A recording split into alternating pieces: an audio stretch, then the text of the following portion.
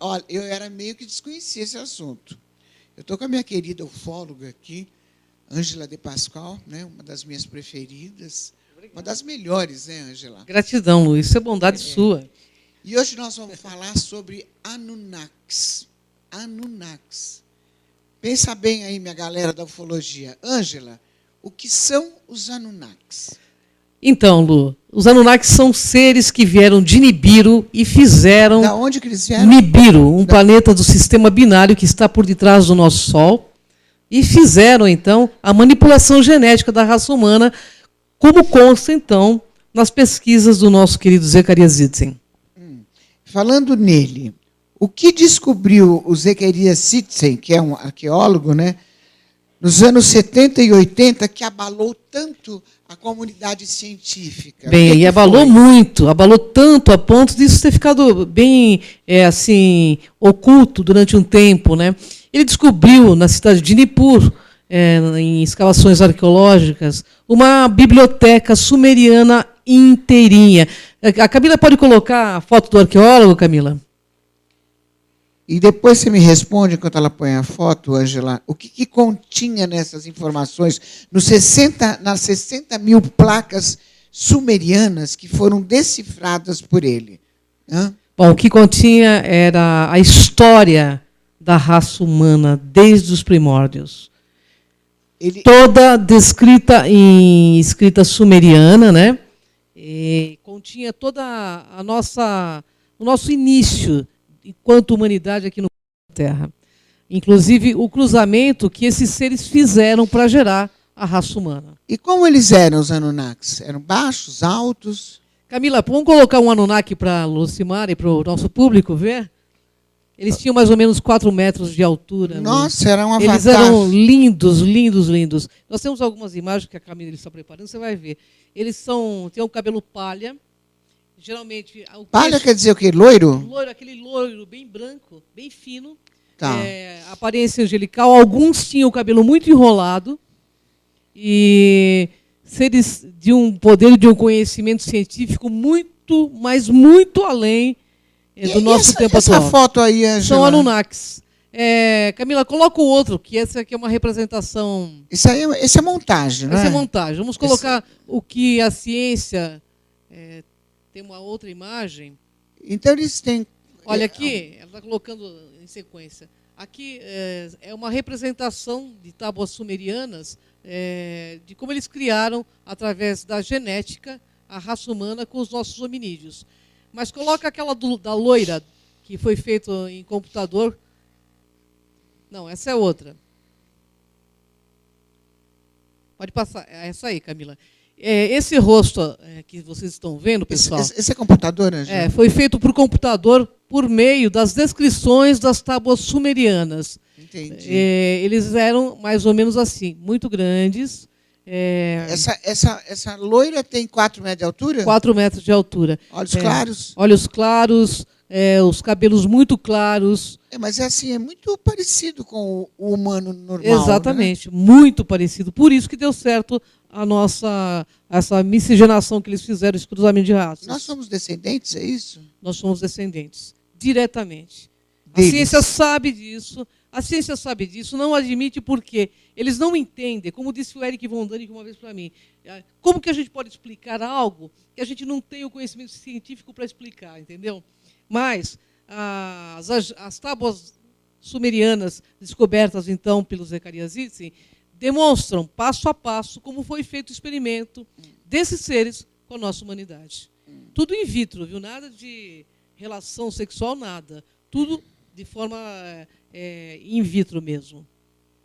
Por que enviaram Enki na primeira expedição à Terra? O que eles queriam daqui? Como foi essa primeira expedição? O Enki foi o primeiro nibiruano que chegou com uma expedição na Terra, porque em Nibiru eles estavam com um problema de aquecimento. Da onde eles vieram? Nibiru. Nibiru é um planeta que está atrás do Sol, num sistema binário. Isso é comprovado? Comprovado. Pelo menos essa é a história que se conta nas tábuas sumerianas. A ciência está comprovando item por item. Coisas muito interessantes, inclusive. E eles vieram, então, para cá em busca de um metal chamado ouro.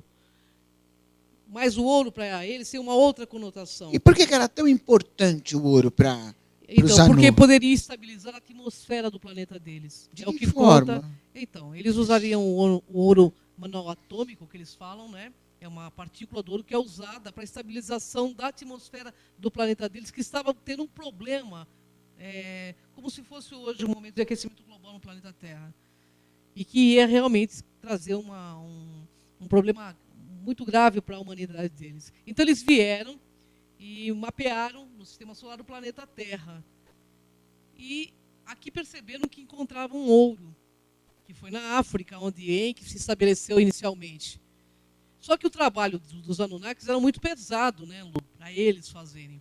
Eles tinham conhecimento de mineração, de geologia, de astronomia profunda, esses seres. Matemática, tudo que você possa imaginar.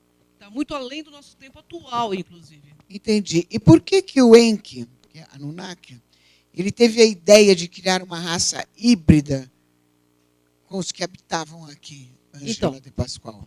Eu, antes de responder essa pergunta, eu gostaria que a Camila colocasse a imagem do Enki para que você o conheça e a nossa humanidade também o conheça, porque esse assunto dos Anunnakis, embora seja muito debatido na internet, na TV, com a apresentadora do nível de Lucimara Paris, é a primeira vez. O senso comum está tendo a oportunidade de conhecer esse assunto através do seu programa. Eu não Nenhum conheci apresentador. esse assunto também. Olha, o Enki. Não, esse é o Zacarias Zitzen que você colocou. Esse é o Zacarias. É o arqueólogo. E P3, Camila. O Enki que teve a ideia de criar uma raça híbrida, né? Exato. O que aconteceu? O Enki, quando chegou aqui, durante 600 anos, ele fazia, então, com um grupo de Anunnakis, essa retirada do ouro, levava para uma espaçonave que ficava na nossa estratosfera. E o que começou a acontecer? Eles perceberam que esse trabalho era muito pesado para eles fazerem. E ele viu, então, na África, aqueles primeiros seres hominídeos, longe de ter a evolução de um Anunnaki. O que ele pensou? Se, como geneticista e cientista que era, se eu colocasse, então, o meu gene, um gene nibiruano, um gene Anunnaki, nesses seres, eu conseguiria, então, transformá-los num escravo para trabalhar em nossas minas. E que experimentos eles fizeram, ele e o irmão? Então, ele e a irmã, né, Ninhursag, ele e a irmã Ninhursag eram geneticistas, conheciam muito sobre a questão de gene. Então, eles começaram a fazer experimentos. Claro que desses experimentos não foi inicialmente que deu certo. Pelo que conta nas tábuas sumerianas, nasceram os cíclopes, nasceram seres geneticamente monstros. E o que ele fazia? Ele não destruía essa criação dele. Enki e Ninhursag, eles, como tinham muito conhecimento, eles foram tentando. Até que eles conseguiram acertar através de um ventre de uma humana e colocar, então, o DNA de um macho Anunnaki. E conseguiram o primeiro projeto chamado Adão Kadmon. Entendi. Por isso que a gente fala, mas foi Adão. É o primordial. Ser primordial, na realidade, era um experimento desses seres. Quer dizer que antes dele fazer essa mistura híbrida, a raça era única, não existia mistura. Não Os existia. Anunnakis. Os Anunnakis, eles eram puros, eles vieram de Nibiru. E aqui se encontrava, então, o homem no seu estado mais primitivo, chamados de hominídeos, que depois eles chamavam de Lulus e Adapas, assim quando fizeram a mistura, que eram escravos. Eu gostaria que você colocasse, Camila, as imagens do Enki, por favor. Enquanto ela coloca, Angela, por que após 600 anos habitando a região do Iraque, os dois irmãos começaram a se desentender?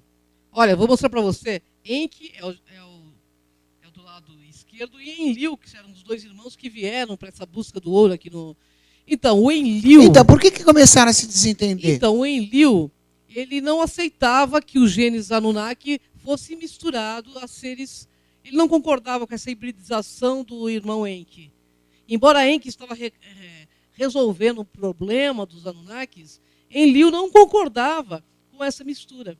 Ele não queria, ele queria raça pura. Ele queria raça pura. Ele não aceitava essa mistura dos Anunnakis, os Lulus que eles chamavam, ou os Adapas. E quem são os Nephilims?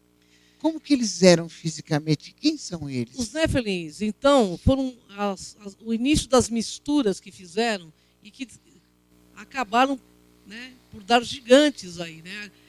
São seres de mais ou menos 4 metros, até 7 metros. Foi encontrado um Nephilim. Camila, você pode colocar a imagem dos gigantes que tem aí? E isso foi muito ocultado quando foi encontrado na base arqueológica em Nippur lá.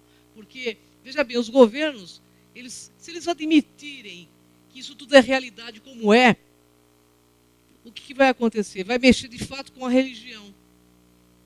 E tudo vai ser... Aqui foi encontrado um esqueleto de um Nephilim. E tem um outro, Camila, pode passar. Esse é um esqueleto de um Nephilim? De um Nephilim, que é um gigante de mais ou menos de 4 a 7 metros de altura. Ele realmente foi encontrado. E os governos começaram a dizer que não era um Nephilim. Depois que vazou a informação, eles diziam que era montagem da Corel Driver. E, na realidade, não era. Inclusive, envolveram o exército deles para poder ocultar essa situação. Agora, qual era a relação? É que eu estou vendo aqui, eu li alguma coisa, né, antes de vir, porque eu não sabia nada de Anunnaki, né? Qual a relação de Enki com Noé? Então, veja Noé, bem. o nosso não é da arca, né? O Noé da arca. O Noé da arca, viu, galera? E a arca não era uma arca, né? Na realidade, era um submarino, era uma nave submergível. Eles tinham muita tecnologia na época. O que aconteceu? Nessa mistura dos deuses, aí, os Anunnakis viveram muitos anos. Eles tinham mais ou menos 600, 700 anos. Eles viviam até 3.600 anos. O que aconteceu? Eles se misturavam com as mulheres, então, com as fêmeas terrestres. Eles começavam a achar bonitas as mulheres. Começaram a se misturar. E nessa mistura, Enki teve um filho chamado Noé. Tem uma descendência de Enki. Uhum. E como sabiam que eles eram filhos dos deuses? Porque quem conhece o Egito sabe que os egípcios são baixinhos e morenos. E os Anunnakis são loiros altos. Noé era loiro e era alto.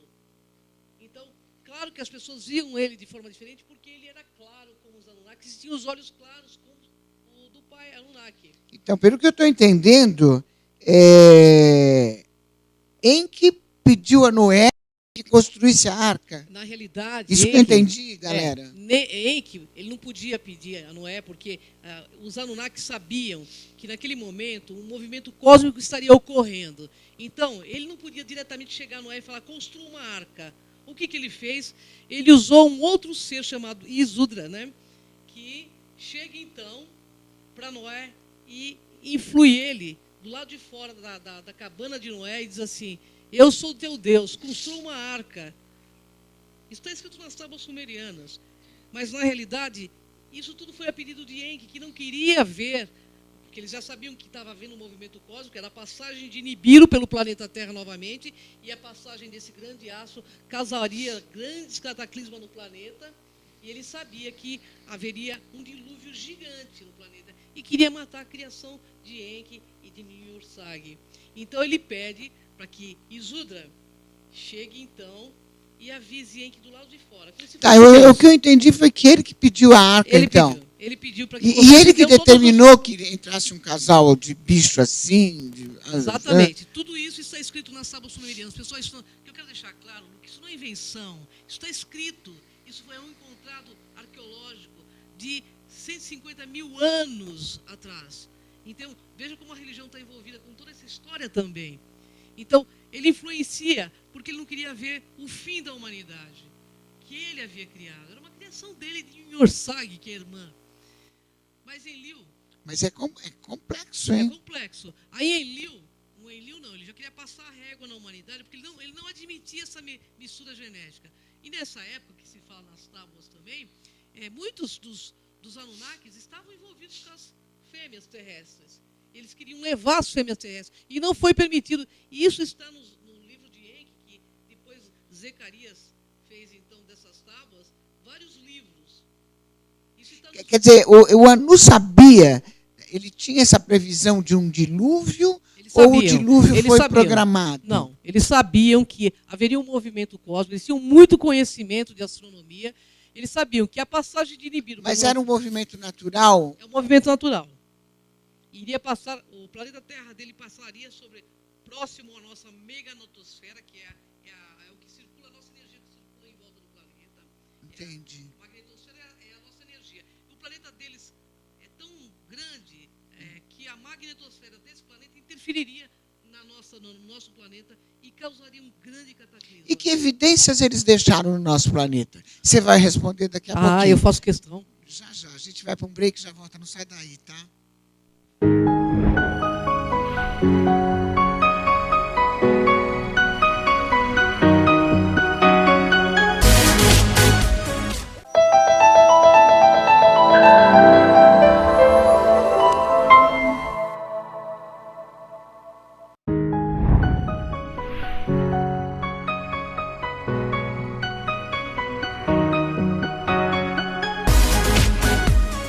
Programa Lucimara Paris, na demaistv.com.br. E o assunto hoje é Anunnakis. É um assunto sério, que não é história, é história. Correto, Ângela? Corretíssimo, Lu. Isso está tudo escrito nas tábuas sumerianas que foram encontradas e decodificadas. Inclusive, Zecharia Sitchin, ele já faleceu, mas ele era consultor da NASA, e ele decifrou mais de 60 mil placas sumerianas. Então, o que nós estamos contando aqui hoje, pessoal, que eu quero que você entenda, é uma história registrada pelos sumerianos, que foi descoberto e está sendo trazido à tona hoje. E vamos responder aquela pergunta, então. Eu quero saber quais as evidências que eles deixaram aqui no nosso planeta. Bom, eu vou ter que contar com a Camila, porque eu trouxe algumas evidências, mas foram milhares de evidências, Lu. Camila, você pode mostrar uma delas? Olha lá. Pode ir passando, Camila. As esfinges, a esfinge, as pirâmides do Egito. São evidências? Evidências. Feitas claro, por eles? Tecnologia deles. Deles? Deles. Tudo deles? Tudo deles. Porque todo mundo quer saber, por exemplo, tem a pirâmide, né, que é a famosa, né? A de Kelpis. Então, quer dizer que foram os Anunnakis? Tudo com tecnologia extraterrestre. O que se comenta é que hoje não se conseguiria, mesmo com toda a nossa tecnologia, sem dúvida, não se conseguiria fazer. Não conseguiria, porque eles têm... Olha, Lu, eles têm um conhecimento muito além da nossa época. Naquela época, você está vendo ali um helicóptero, ali em cima, um helicóptero aqui embaixo, disco voador. Certo. Na primeira... para quem... Tem um avião no meio ali? Isso é uma tábua sumeriana, datada de 150 mil anos atrás. Não sou eu que estou dizendo, é a própria ciência dizendo. Isso aqui foi encontrado também dentro da biblioteca sumeriana. 2 seres, ali está o Sol. Por que eles amavam tanto o Deus Sol no Egito? Porque os deuses tinham vindo das proximidades do Sol. Então, acima tem um disco voador. Tem mais alguma, Camila?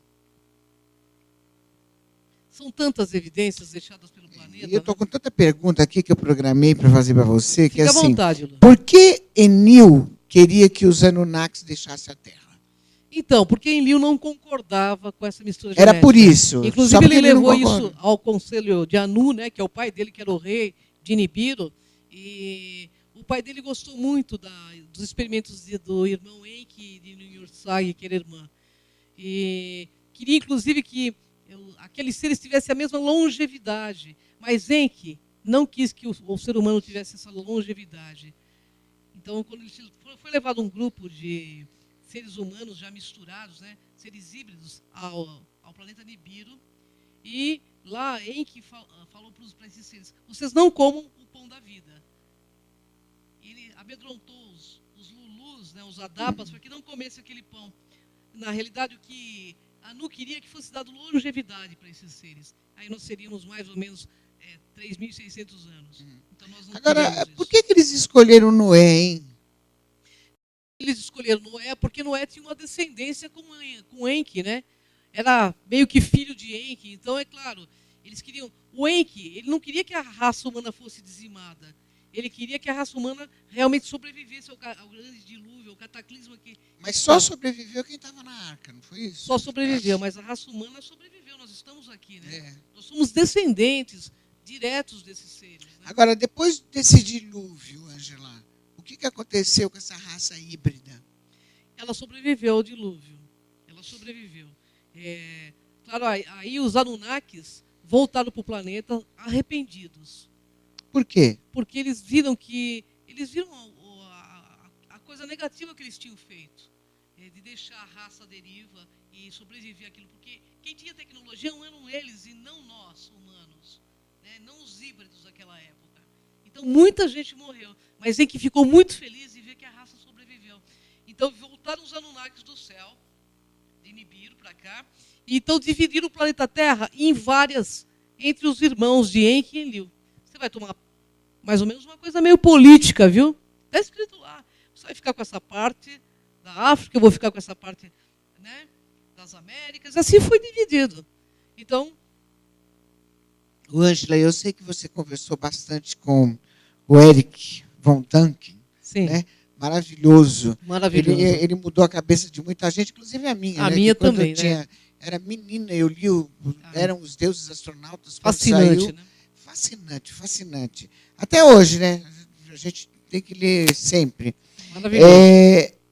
O que ele revelou a você, quando vocês bateram um papo, sobre os Anunnakis? Ele revelou que os Anunnakis são os vigilantes do planeta Terra e que eles voltariam no máximo no prazo de 15 anos para a Terra. Isso foi há 5 anos atrás. Então nós temos aqui 10 anos à frente. Que faz 5 anos atrás que eu conversei com o Eric, ele volta agora, inclusive já estou vendo para que você o entreviste. Nossa, vai ser um... Eu vou desmaiar de alegria, É né? maravilhoso ele. E existe Anunnakis entre nós? Eu, depois de ler vários livros do Zecharia Sitchin, de ler todos os livros então, de Eric Von Däniken, a conclusão que eu chego é que eles nunca foram embora. Eles estão aqui entre nós. E por trás de todos os governos do mundo também. Mas assim, é que você fala com tanta naturalidade, né, galera? A gente percebe como? Dá para perceber Então, não que dá eles estão nem... aqui? Lu, se você olhar o pessoal dos países nórdicos aí, você vai ver aqueles homens de quase 2 metros de altura, dá para confundir eles também, porque o que aconteceu? Eles também se adaptaram ao planeta. Né? Então, assim, são homens muito altos que... Mas nesse caso, então, eu posso olhar um Oscar Schmidt, que tem mais de 2 metros de altura, que Olha, é tem o campeão... tem um rapaz na China que tem 4 metros de altura. Você vai me falar que descendência tem esse chinês? Acabou com o meu Oscar Schmidt, né? O Oscar, ele é alto, Fui dar mas... exemplo, ela deu um de 4 metros. É um gigante. Não só na China, tem vários locais do mundo, os nórdicos, aí você vai, às vezes... Mas eles não se identificam, não, né? Mas eles sabem que eles são? Claro que sabem. Claro que sabem, eles sabem. Os Anunnakis, nós herdamos uma característica gigante deles, né? Principalmente o povo dos países nórdicos, né? Mas são seres positivos. Eu penso que tem os dois lados. Tem negativo também. Se você lê a história toda, como eu li, dos livros de Zecharia Sitchin, que são vários livros, o Enlil parecia não ser muito positivo. Mas Enlil, se você pegar e fazer uma analogia com a Bíblia, ele é o Deus, considerado o Deus de Abraão, porque ele tinha descendência então com Abraão, porque ele condenava essa mistura, mas ele andou tendo também uns relacionamentos aí com as fêmeas humanas, pelo que eu entendi. Entendeu? Entendi. E qual é a agenda dos governos para apresentá-los à sociedade que criaram? Eu penso que os governos já estão se preparando para isso. Não só os governos. Mas faz tempo que esses governos estão se preparando. Não, hein? eles estão se preparando porque, na realidade, se eles não souberem como fazer isso direito, Lu, vai desmoronar um monte de crenças que nos mantém presos e cativos nesse sistema Matrix que estamos envolvidos. Mas num momento desse, o que interessa as crenças? Só para saber, hein? Não, eu acho que as crenças é que mantém o ser humano ainda alienado ao sistema. Para os políticos, para os governos, é interessante, sim, manter as pessoas alienadas. Porque se você é um alienado, você não sabe fazer um monte de coisa para modificar o sistema. Né? E você acha que o Astar Sharon poderia ser um Anunnaki? Bom, pelas características do Astar, eu penso que deve ser um Anunnaki, sim. Deve ser um Anunnaki positivo. Como dizem que tem um Anunnaki negativo que também se identifica como Astar. Veja bem, Astar é um ser alto, loiro, maravilhoso, cara angelical. Diz que os Anunnakis tinham a feição angelical. Então, assim, pode ser um Anunnaki, por que não? Que está aí também mandando mensagem para o pessoal, né? Eu encontrei uma pergunta aqui que é o seguinte: é verdade que foram encontrados no deserto de Sankara seres antropomórficos? Então, isso, o Eric von Däniken, conversando comigo, mostrou, inclusive, vários seres, inclusive um ser alado, esqueletos que foram encontrados em Saqqara. O que ele conta, Lu? Ele diz que em Saqqara eles começaram a fazer uma fundação para descobrir uma cidade que tinha, e, de repente, eles caíram em cima de uma urna gigante, e tinham mais de 200 esqueletos de seres antropomórficos, ou seja, quimeras, minotauro, centauro. E ele mostra esses esqueletos, então, no congresso dele, né? Ele vem mostrando esses esqueletos. Mas tinha uma coisa em comum nesses esqueletos. Todos eles tinham uma parte do corpo quebrada. Era devido a uma crença que os antigos egípcios tinham, de que se você mumificasse um ser com uma parte com um osso quebrado, esse ser não reencarnaria mais no planeta Terra. Essa era a crença. Por isso que todos esses seres, eles devem, pela história que o Eric conta, eles devem ter sido capturados e colocados nesse mesmo sarcófago gigante que foi encontrado, então, em Saqqara, no Egito. E por que a ciência, conhecendo tudo isso, Ângela, não assume logo a verdade ufológica que existe por detrás das religiões? Então, a ciência nega tudo que ela não controla, o governo ela nega tudo que ela não sabe explicar. Veja bem, como que o governo ou a ciência vai explicar, por exemplo, um ser antropomórfico ou um ET, se ele tem uma configuração de DNA totalmente diferente? Então, quando eles não têm uma explicação, eles não vão chegar a dizer isso aqui existe, é fato. Eles não vão fazer isso, até porque eles querem ter uma explicação lógica, coerente. E embora a ciência, no meu ponto de vista, é tão dogmática quanto a religião. Vamos lembrar do Eric, então. Então, no seu ponto de vista, seriam os deuses astronautas? Sem dúvida nenhuma. Por tudo que eu estudei nesses 30 anos de ufologia, eu tenho certeza que os deuses eram os astronautas do passado. E eles estão retornando, muitos deles já estão aqui, muitas pessoas estão tendo contato com esses seres, e é uma questão de pouco tempo, do meu ponto de vista. Eu continuo naquela, né? Eu continuo torcendo para ver alguma... Eu acho que a humanidade em peso, né, vai ter esse prazer, porque esse elo perdido todos nós ansiamos, né, para que seja... Já pensou que bacana, no meu ponto de vista, a gente poder se confraternizar com maturidade, obviamente, com esses seres, né? Sem guerra, né? Porque o problema todo é, devido a esse monte de filmes que mostram os ETs de uma forma extremamente negativa, se parasse uma nave-mãe aqui em São Paulo, ia ter uma guerra, né? Porque o que esses filmes mostram de Hollywood? Que eles são negativos, que eles vão aqui vir para dominar. Mas vamos pensar num ponto, Lu. Você acha realmente que se eles quisessem dominar, já não teriam dominado? Nossa, eu, por toda essa tecnologia, né? Nossa, já faz tempo, né, que teriam...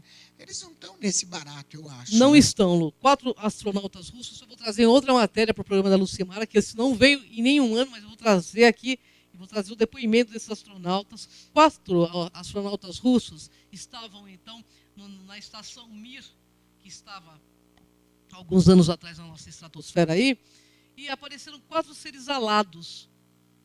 E não fizeram alados. E, inclusive, eles tiraram as fotos dos seres. E, olha, gente, é depoimento de primeiro escalão de governo federal. É astronauta, não é um louco, entende o que eu quero dizer? Então, assim, eles fotografaram esses seres, foram totalmente pacíficos. Simplesmente, esses seres estavam ali para ver a ação do homem naquele local. Tanto que, quando tentaram levar uma ogiva nuclear para a Lua, Lu, sabe o que aconteceu? Foi interceptado a missão. Eles interceptaram a missão, não conseguiu chegar uma ogiva nuclear na Lua. Isso, depoimento graças a eles, então. Do nosso ministro da Defesa, Paul Heyler, entendeu? Veja, é o ministro da Defesa que está falando, não sou eu. Eu só estou aqui comunicando a vocês o que tem de pesquisa e pessoas sérias falando.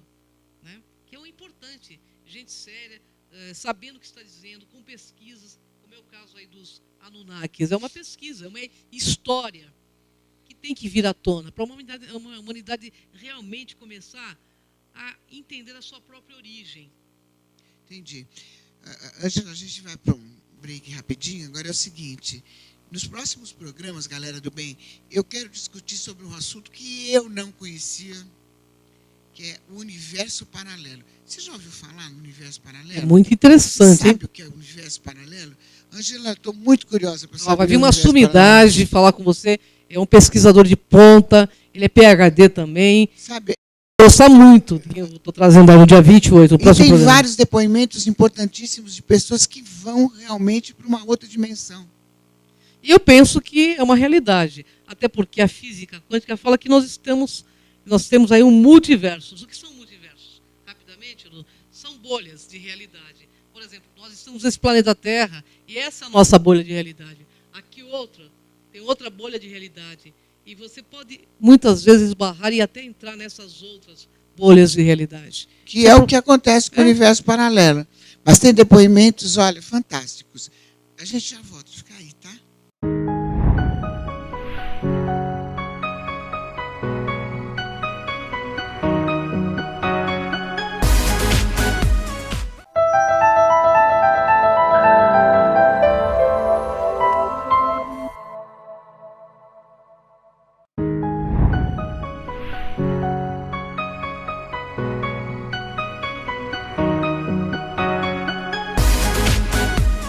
Programa Lucimara Paris, demaistv.com.br. Deixa eu mandar um beijo para toda essa galera do Face que está curtindo a gente, né? Em especial a Jane Fará, lá da Barra Funda, né? Beijo para você. E você fez uma pergunta para a Ângela, eu vou fazer já já. Eu só quero apresentar aqui o César e o Eric, que eles fazem parte do grupo On Play. One Play. Isso Play. mesmo. Eles fizeram a trilha da Carinha de Anjo Isso, teve uma música em Cúmplices de um Resgate também, que acabou e do Cúmplice do SBT. Resgate. Então, Carinhas de Anjo eu fiz, viu? Olha, Você fez uma participação, né? Ó, ontem passou, viu, gente? Eu participei da novela ontem, antes de ontem. Eu, Ratinho, toda a galera. Pra quem não sabe, gente, Lucimara é uma grande atriz, viu? Além de diretora, né? É verdade. E tá tudo bem com vocês? Tudo ótimo. Olha, fica à vontade para você fazer uma pergunta para a Ângela, que eu quero fazer uma pergunta que a Jane Fará, da Barra Funda, pediu para fazer. A Ângela quer saber o seguinte: os Anunnakis têm a ver com Sodoma e Gomorra? Como é que eles eram? Eles transavam, não transavam? Entre eles existia amor, sentimento? Porque com algumas espécies de ETs, não existe esse sentimento nosso de amor, né?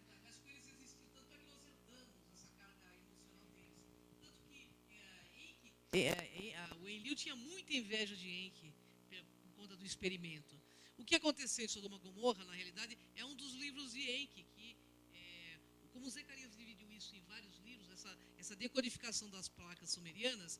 Então, o que aconteceu em Sodoma e Gomorra? Na realidade, o que eles falam na Bíblia, que havia uma orgia, etc. Mas não foi apenas isso, não. Aconteceu que dessa mistura, eles inclusive eles colocavam até animais no meio dessas questões sexuais deles. Então, o que começou a acontecer? Houve um vírus letal em Sodoma e Gomorra. Por isso que eles destruíram, inclusive fala na Bíblia, que o anjo vira, joga como se fosse um punhado de sal e explode e acaba com Sodoma e Gomorra. Na realidade, eles tinham um armamento nuclear pesado nas mãos, eles usavam, sabe, tipo de uma chave, parecia uma chave, mas que era realmente... Explica essa história do sal. Olha, então, que eu estava preparando essa pauta para outro dia, mas eu vou explicar aqui um pedacinho para deixar você curioso. Só um pedacinho do sal, um pedacinho do sal. Na Bíblia, eles falam que o anjo pega, então, vira, o Ló, né, que é um dos anjos, que na realidade esses anjos bíblicos... Fala para ela não olhar para trás, senão ela ia ficar no terror. Olha, é isso. A mulher de Ló, ela vira uma estátua, né? Na realidade, o que eles fazem? Eles têm que destruir aquela parte porque está contaminada. Não é porque foi um castigo do Senhor, como é colocado. Isso está nas tábuas sumerianas. Na realidade, eles tinham que destruir, porque senão toda a raça humana seria contaminada. Todo o experimento de Enki seria contaminado. E Enki, embora as pessoas que leem aí, ele é visto como um lado negro da força, ou talvez Lúcifer, isso, os religiosos quando leem esses livros, mas nada a ver. O Enki, ele tinha verdadeiro carinho, verdadeiro respeito pela raça humana. O Enlil, não. O Enlil, que é visto Velho Testamento como Deus, e Deus levou, então, os seus filhos até o paraíso. Quem levou os filhos de Enki, que na realidade os filhos eram de Enki, não de Enlil, até Nibiru, foi Enlil, não foi Enki. E Enki não queria que a criação comesse o pão da vida para não ter tanta idade quanto eles. Mas assim, vamos ser direto, eu quero saber do sal. Na realidade não foi sal. Foi Por que não tinha que olhar? Então, porque era uma arma nuclear que cegaria as pessoas que olhassem. Ah, entendi. Então é isso que eu quero que é isso que aconteceu. Eles jogaram como se fosse uma pequena ogiva para aquele local. Isso aconteceu, inclusive, aqui na África. Nós também não fizemos diferente. Quando houve aquela doença na África, né? Eu não lembro o nome da doença, mas eu sei que é uma doença assim, muito pesada. O ebola, pessoal. Em determinado momento, é que a gente não fica sabendo, só quem pesquisa fica sabendo, porque isso não vai sair no Jornal das 8 para a gente saber. Mas em um determinado momento, alguns governos deram determinadas ogivas para serem lançadas no local para exterminar. Porque existe, quando uma praga perde o controle, não tem o que fazer. Entendeu? Entendi. Tem que... Vamos falar um pouquinho com o Cezinha agora. Cezinha, e aí, quanto tempo de banda vocês? A gente já está há quase 3 anos juntos nesse processo, né, de montar mais um projeto ou menos sério. Juntos, né? Hoje mais ou menos. A gente estava conversando aqui no break, menos, como é difícil às vezes manter todo mundo junto com todos os compromissos. É porque os outros não vieram, tiveram um problema seríssimo, né? Eles tiveram muito sério, um problema seríssimo. Mas, e quem é o comando da banda? Olha, nós somos 5 vocalistas, né? Então a gente chega às conclusões, assim, as direções juntos. Todo mundo opina e a gente toma as decisões baseadas no que os 5 acham melhor. Geralmente... Aí chega na hora, não vai ninguém, é isso? Não, mas olha, você sabe que geralmente a gente consegue alinhar bem, assim. Por mais que os 5 sejam muito diferentes um do outro, até os dois, se você pegar os dois que estão aqui, que somos eu e o Eric, a gente tem personalidades muito diferentes. Mas isso soma bastante para o projeto, porque traz elementos novos, né? Então a gente consegue decidir tudo juntos. Escuta, e como que foi o lance de fazer... Quem que fez a música para o Cúmplice de um Resgate? Então, essa música a gente estava gravando, na verdade, a nossa, autoral, 10 minutos, que já foi lançada pela Sony Music. E no processo de produção, quando a gente estava no estúdio, surgiu um convite do SBT para a gente regravar, na verdade, uma música que foi sucesso nos anos 90, anos 2000, que é do Cogumelo Plutão, a música Esperando na Janela. Você é a escada na minha subida. Aí a gente gravou essa para Cúmplices de um Resgate. Entendi. Foi uma delícia, assim, a gente... Aí depois vocês foram para Carinha de Anjo. Aí na Carinha de Anjo a gente cantou a nossa música já autoral, 10 minutos, e fizemos uma participação lá também. Quem fez a como música da Carinha de Anjo? 10 minutos é minha composição. É sua. E o que o Arnaldo Sacomani tem a ver? Na verdade, o Arnaldo, Nada. Ele lá no estúdio que a gente grava, que é o Mosh Studios, o Arnaldo tá sempre por lá, né? Porque ele faz as gravações dele pro SBT, para as novelinhas com as crianças. Então ele esteve junto com a gente, assim, acompanhando desde o começo do projeto. Entendi. E vocês estão fazendo muitos shows? A gente fez muitos shows no começo da banda. Agora a gente deu uma parada nessa agenda para poder produzir mais. Poder focar em compor, em gravar, né? Carrossel vocês não fizeram? Não. Não. Porque Carrossel agora está no teatro, né? Parece que tá um espetáculo agora. Teve o filme, né? Novelinha, o filme. Tá. A molecada adora, então tem que render mesmo, tem que fazer muita coisa. E a música de vocês está indo bem, então, na Carinha de Anjo? Tá sim. Só pode estar, porque está com audiência a Carinha de Anjo, né? Com certeza. Diariamente pelo SBT. A galerinha curte bastante. Num horário ótimo, né? Ainda mais agora que eu fiz, que eu participei. Agora vai lá em cima, com certeza. Eu sabia que a Lu tinha tantos tributos, mas mais esse, que beleza, hein? Não é? Você sabia que eu tinha feito? Eu sabia que você cantava. Você cantava também, não? Cantava, não. Isso é a única coisa, viu? Você não canta? Tentei muito, mas não consigo. Olha, eu já ouvi uma palhinha que... Tudo, né? Não, é verdade, eu já ouvi uma palhinha da Lucimara sem querer num jantar, que olha, foi muito bonito. Você cantou uma música bem antiga, lembra? Um MPB. Aquelas coisas do Ratinho, né? Aquelas coisas do Ratinho, né? Não, ela tem uma voz linda, assim. Faz de tudo essa mulher. Mas você precisa voltar com a banda inteira para você fazer a música para nossa galera ouvir, legal. Sim, vamos, com certeza. Tá com você é sempre um prazer. Com certeza. E o outro, fala muito, não? sou muito na minha, Então, né? com certeza e foi, né? Eu Acabou o gosto, assunto aí. eu sou bem observador, assim, eu gosto de observar. E ele tá falando tudo, ele fala bem, esse menino aí. É, Fala tudo, eu só tô ele é acompanhando bom, aqui. é Se bom tiver alguma menino. coisa que não tá correta aí, a gente dá um toque. E assim, a tal, cobra? mas- Nossa, cobra. A cobra. Tem a foto, né? Temos que levar. Tem a foto e o cobra vídeo. quase que foi no meu programa lá da Rede Brasil, todo sábado, às 12 horas, o programa do Simara Paris. Tá bombando, né, Lu? Graças a Deus, tá indo super bem o programa. Tava muito todo bom. mundo com medo da cobra e a Lucimara com todas, assim, ó, uma pendurada aqui, a É. outra no braço, a Pendurou outra... cobra? Pendurei, Então adoro. você tem sangue Anunnaki. Adoro. Você sabe por que os egípcios usam a cobra? É o símbolo da sabedoria para eles, né? E eu adoro cobra. Nossa, mas elas são lindas, não são? E elas gostam de você, porque Gostam. tinha uma comigo e eu tava ao lado da Lucimara no momento, e ela tava em mim.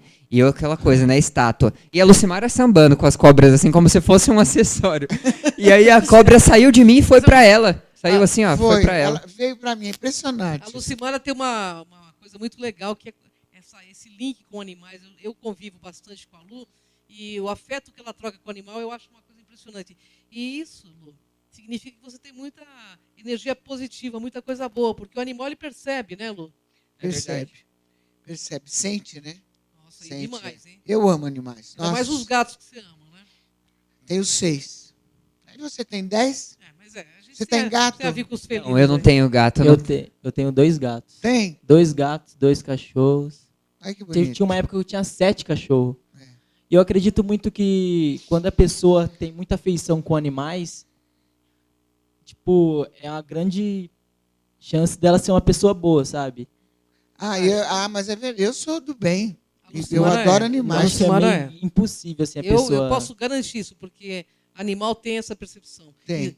A minha formação também em psicanálise me diz isso. É. A pessoa que não é do bem não consegue ter, o animal não consegue ter afinidade. Mas quando uma pessoa na minha frente fala que não gosta de bicho, eu já saio de perto. Não que eu seja um bicho, Parece mas que eu cria já uma saio de barreira, assim, perto. E a pessoa não tá em harmonia com ela mesma, porque quando você tá em harmonia consigo mesmo, você tá com tudo que existe na natureza, né? Com todos os animais, com as plantas. Então, uma pessoa que eu acho que não consegue ter essa sintonia com a natureza, não tá em sintonia consigo mesmo. Porque nós somos parte disso tudo, né? Olha que legal ver um jovem falando isso, né? Não, Essa é a esse nova menino geração, é do né? Que coração. maravilha, né? Esse menino é do coração, tem uma cabecinha imagino. ótima. Que maravilha. Que E o assim, Eric também. que assim sejam todos os jovens do planeta que conservam Amém. o planeta, né, Lu? Galera do bem, eu conversei com Ângela de Pascoal, a minha ufóloga preferida. Recebemos a visita hoje do César e do Eric, que fazem parte da banda One Play, né, que está com música aí no Carinha de Anjo, que está maior sucesso pelo SBT diariamente. Obrigada pela presença, viu? A gente que agradece. Hoje é um o prazer assunto estar com foi você. Anunnakis. Foi interessante. Tem muita coisa para falar, nós vamos continuar ainda com esse Vamos assunto. continuar. né? Vamos decifrar os livros de Enki, os livros de Enlil, né? porque vocês vão ficar surpresos de saber o que tem a religião com tudo isso. É interessante É demais. muito interessante Muito mesmo. interessante. E mais para frente vamos falar do universo paralelo, que eu estou muito curiosa para saber sobre isso. Galera do bem, beijo para toda a galera do Face que acompanhou a gente aqui. Qualquer coisa, é só mandar sua dúvida aqui para demaistv.com.br. Terça-feira próxima estarei aqui às 13 horas com você ao vivo. Beijão, tá? Tchau, galerinha. Obrigada pela Obrigado, presença. Lu. Gratidão, Você. gratidão. Gratidão.